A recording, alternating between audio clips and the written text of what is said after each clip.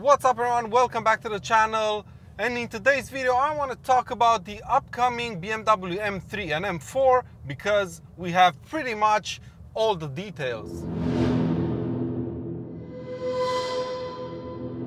But before we talk about the topic of today's video, I also want to welcome you to the 2020 Lexus LC 500. Yup, the one with the V8. And if you want to see a video with this car coming soon to the channel, make sure you give this video a thumbs up and make sure you're subscribed to the channel so you don't miss it. So with that out of the way, let's not waste any more time and talk about the M3 and M4. If you're not aware, a couple of days ago, the reviews of the pre-production cars have started popping up on the internet, and there's quite a lot of new details for you guys to know. So let's start off with the design.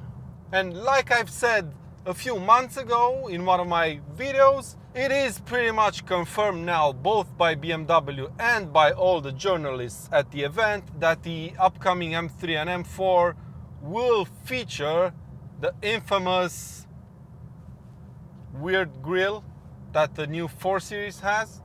So there you go. That's what we're stuck with, so I guess we're gonna have to get used to it. The inside is not as polarizing as the exterior. It's gonna feature some pretty cool M seats, as all M cars do, and then the cars also get the same steering wheel as the M5 with the M1 and M2 buttons. And other than that, the interior is pretty much just like a 3 Series. Granted, you'll be able to customize some trims here and there, but it's not gonna stray too far off the standard interior.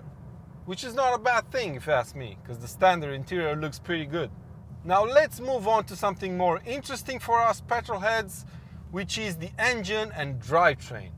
And here is where things get really interesting. I guess it's no longer a surprise to anyone that these two cars are gonna be fitted with the S58 engine taken from the X3M and X4M, meaning a 3-liter twin-turbo 6-cylinder petrol unit, right?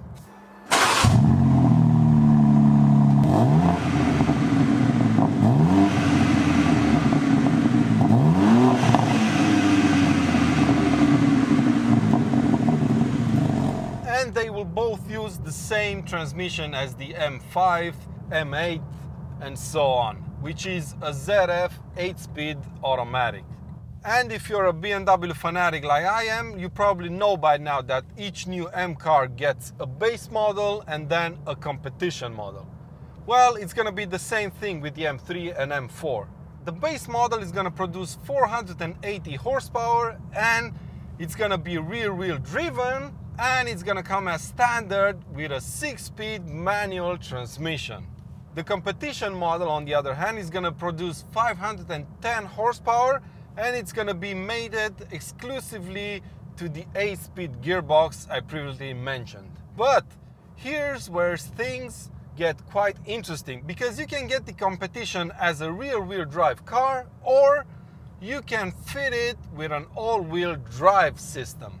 Now I think this is gonna be the element that's gonna set the M3 and M4 apart from their competitor. This versatility. You can have the car with a manual transmission, you can have it be rear-wheel driven, or you can have it as an all-wheel drive 510 horsepower monster.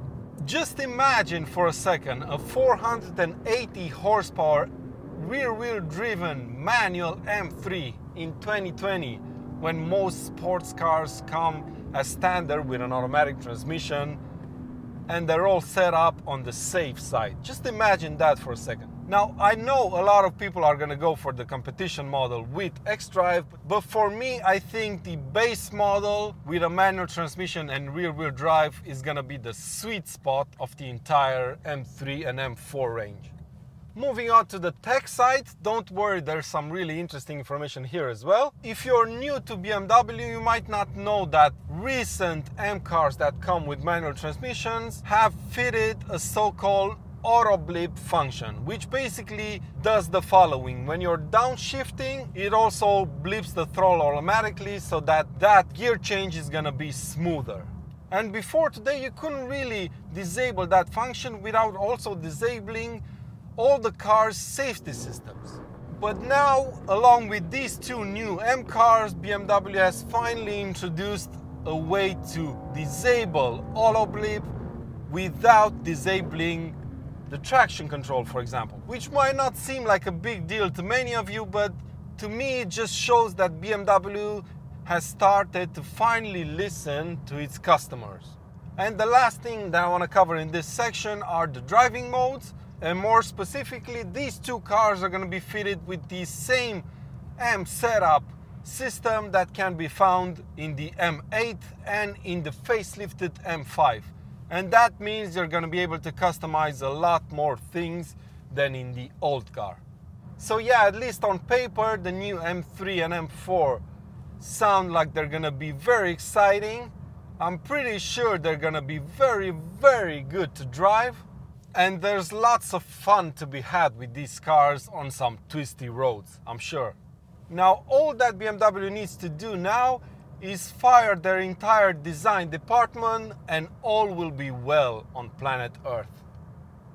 But that's been it for today's video, my friends. I really hope you've enjoyed it. Please give this video a thumbs up and make sure you're subscribed for plenty more content to come, including with this awesome machine. And until next time, take good care of yourselves and I'll see you around.